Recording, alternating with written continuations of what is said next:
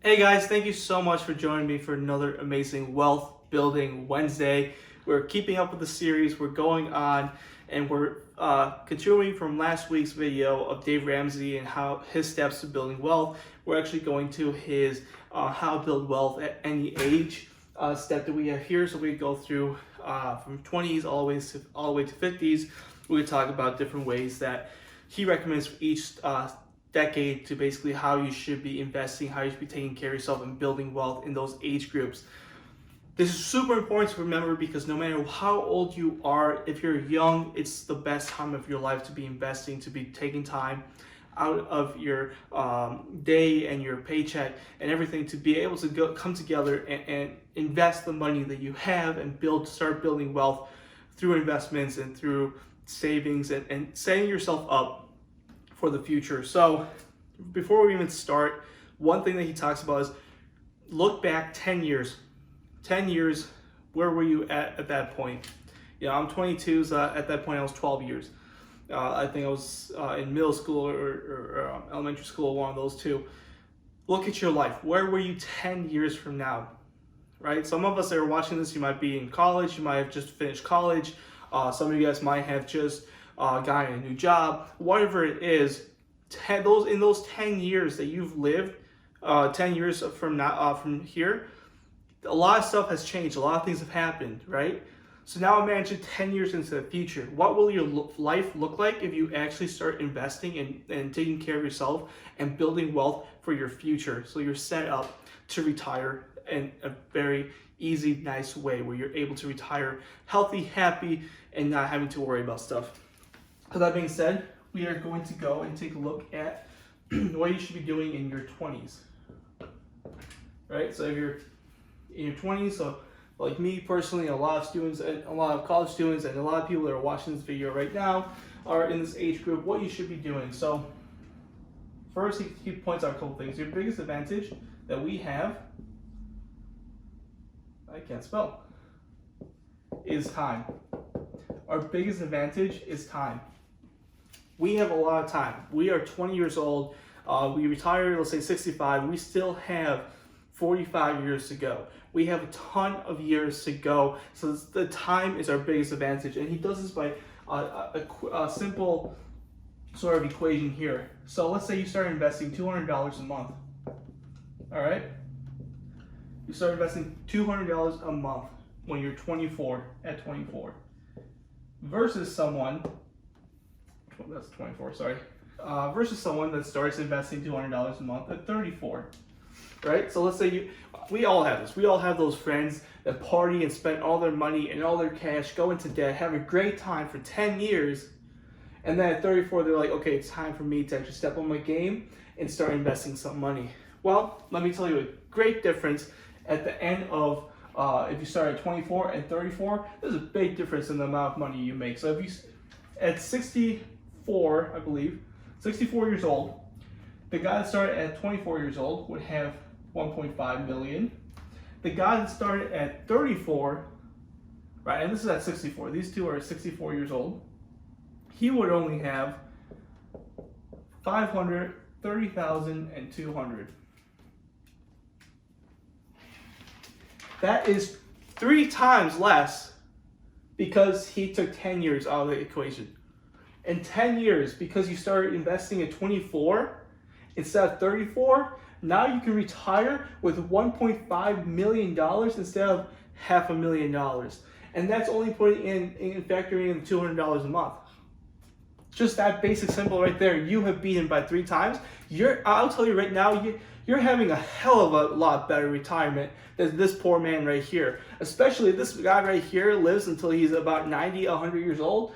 How is he going to survive off that for 30 years?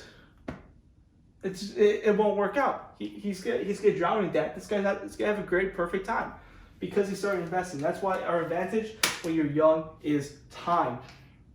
And another thing that he talks about too is you have the greatest opportunity to create a solid foundation. This is your time to create a foundation for your future, for your retirement, for your mindset, for everything that you do,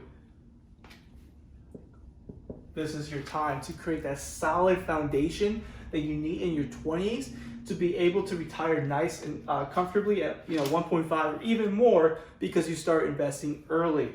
So here's a couple things that he says you got to do and focus on in your 20s. First is you got to steer out of debt. Steer clear of debt. I can't spell, man. Of debt. So don't get into debt uselessly. Don't buy that car, the house, the credit cards. Stay away from being in debt so much. Student loans, pay that off as much as possible. Another thing he says is live below your means. You don't have to live poor or broke or homeless, but live below what you can afford so you can have that extra money to save and actually use it towards investments into your future. And then 3, you want to slowly raise your standard of living. Again, slowly. You can't do this fast. You can't just start buying cars and houses because you got your first job, your first paycheck. Slowly, start where you are, but buy the cheapest things. Buy the cheapest car you can afford. You don't have to go for the biggest house, biggest rent, biggest city.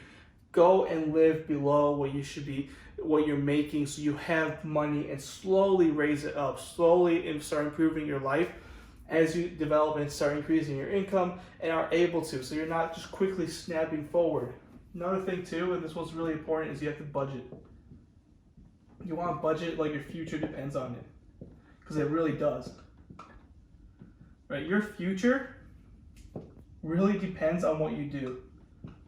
If you don't want to budget and you don't want to see where your money is going, money will run away from you. If you don't take care of your money, you don't watch your money, money will run away. It does not care. It doesn't care about you. It doesn't care about anyone.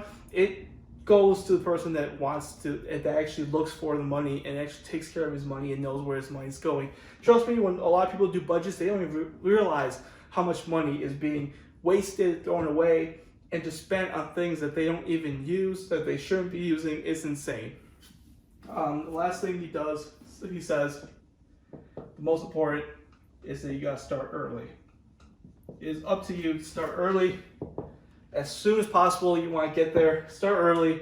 Start investing your future early. As you remember this example, $1.5 million. You can do that starting at 24, investing just $200 a month. That is a hell of a lot better future than waiting 10 years and then starting, because then you can't catch up. It takes you so much more effort to catch up. And this guy is already way past 1.5 because he's investing way more than $200 a month. But see how you gotta start time. If you're in your 20s right now, realize that your time is your advantage, that you're able to get a great opportunity by building a solid foundation of how the finances work, getting yourself a financial advisor, planner, and setting yourself up for the future. Then stay clear of any debt that you have. Live below your means. Slowly raise your standard of living. Budget like your future depends on it. And then start early. Start right now. You want to be investing in your future now. So that was our 20s. All right, now we're going to move on to what it's like and what you should be doing when you are in your 30s. Again, this is when you reach your 30s, this is where your life is sort of in full swing. This is where you've either got family, got house payments, got a job, got kids, got a wife, someone you're living with. You got a bunch of stuff going on in your life. So, a couple of things you want to do. You want to watch your house budget. You want to make sure that you're not spending too much money on your house, because it's gonna not impact you likely in the best of ways. So here we see Dave Ramsey again recommends 25% of your monthly income should be used for a 15-year fixed rate mortgage. Oh my god, guys. I don't know what's going on with me today, but I can't spell. So if let's say you're making $100,000, or let's say, sorry, not $100,000. Let's say you're making average. Let's say $4,000. Let's say you're making $4,000. 25% of that is $1,000, right? And so let's say you have $1,000. That means that you should be, if you have a 15-year fixed rate mortgage on your house, your mortgage should be no more than $1,000. Your payments every single month should be no more than $1,000. This will help you for making sure you're not overspending on the house, that you're not over budgeting for your house, and you're not spending so much money on just the house, because it could take you forever to pay it off. Your interest could be high, and there's a ton of other things you should be focusing on. It shouldn't just be your house. So that's the first thing he mentions. Another thing is you want to have your emergency fund already in place and securely in place. This is really important.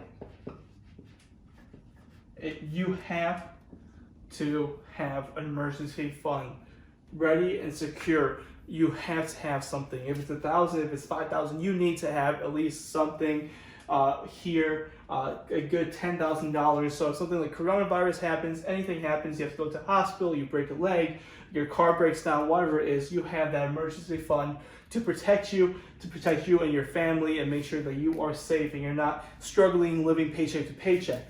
One other thing too is that you want to max out your retirement savings options. So he offers basically two different things here. The first is that you want, well, first off, you want to go 15% on your retirement. 15% of your income you want to invest. So he recommends this: max out company contributions. So if you guys don't know what I'm talking about, most companies actually match your 401k contribution. So let's say I put in $300 a month, then they're actually going to match $300. So you should do this by percentage. So they usually match anywhere from 2 to 6%, whatever, depending on the company. It's all different. They'll match a certain percentage of your income. They'll match. The company will give you basically another half of that contribution, which is a really great way to help increase your 401k, and that's something he recommends. After that, he also recommends a self-funded Roth IRA to go and put that in there as well. So these are the options. Make sure you're 15%. That's your most important thing here is that you're putting in 15% into retirement savings, whichever way possible. If you want to put all in 401k, max out your company's contributions, and then put in the let's say they give you 5%. The extra 10% is just going in there as much as possible. Another thing too, after this, is you want to save for retirement before kids' college. This is really important because you don't know if your kids are going to go to college. You don't know if your kids are going to go to college, but you know you're going to retire. If you're definitely going to retire, this might happen. So secure yourself first, and then deal with collecting and getting ready for college, because you still probably have time here. There's loans, there's grants, there's a lot of different things that you can do. So this is not as important as taking care of yourself and your retirement, because if you're not able to retire, your kids are gonna have to take care of you either way, which isn't the most helpful thing out there as well. So that is the first step, the first half this is the 30s. When you're in your 30s. Now we're going to move on to being in your 40s. Now these are your really important times. This is when you really should have already been investing, retiring, getting yourself prepared for retirement in different ways. Here you want to plan to be able to replace 80% of your income that you're making right now pre-retirement. You want to be able to replace 80%. To do that math, you want to see where you are. If you're towards that goal, if you're not ahead of that goal, what can you do to make sure that you're at least 80%? Because that's a reasonable way you can still live, downsize a little bit, and be able to still live off the income that you have right here. So one thing is, you gotta know your portfolio. You gotta know what you have invested, what you have in your investments, in your retirement, What is it that you have? What do you know? What's your amount? What's your 401k worth? You know, what is it that you're where are you in terms of your retirement plan? Another thing too is this: you can't borrow money from your retirement account. You just cannot borrow. Don't borrow your money, because it's going to keep you away from, you have to pay the money back before you can actually keep adding contributions. So don't borrow this to buy a new house, to buy a car, to all that stuff. Keep your money where it is and keep investing it, keep letting it compound and grow. Another thing too, if you still have a mortgage, this is the time that you start paying it down. This is very important. Your mortgage on your house is usually your biggest payment. You want to pay it down, so then you're not worrying about paying down your house or any mortgage. All you gotta do is survive and live and pay your taxes and all that stuff. So you're helping yourself get prepared for when you retire. Then you're able to settle down and be able to live off of the 80% of the income that you're making right now. And that's in your 40s. So again, 40s is where you really start preparing, you start prepping, you start looking at where you are right now, knowing where your profile is. You're not borrowing any money, because now you have a decent amount of money in there, and your mortgage, again, you start paying it down. You want to get it as low as possible. This is a very critical time in most people's lives. So in your 50s, this is really, and you got to take advantage of your annual catch-ups, contributions. So what this is basically you're able to deposit additional $1,000 each month into a Roth IRA, which equals a total of about $7,000 a year, is how he has it set up. From there, you're able to invest up to $25,000 into your company's 401k. What we do here is you want to wait to withdraw your Social Security.